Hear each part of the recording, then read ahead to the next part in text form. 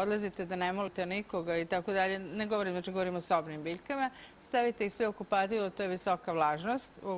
Čim je visoka vlažnost biljkama, to već godi. Stavite ih u kadu ili već nije bitno. Ali na više, na nekakvu poličicu i nešto već smislite šta ćete.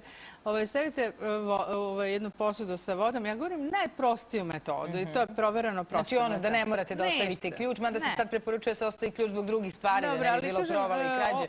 Ovo može sad svako sebi da priušti, sa nikakve, ne znam, tamo obično imate u literaturi, te ne znam, panjke, koliko uzmite pertle, najobičnije kupite, dugačke pertle, koliko imate biljaka, toliko pertli, jednu stavite, to je fizika, spojeni sudovi, ja. Stavite jedan kraj pertle u vodu, drugi kraj pertle stavite u zemlju i fino putem...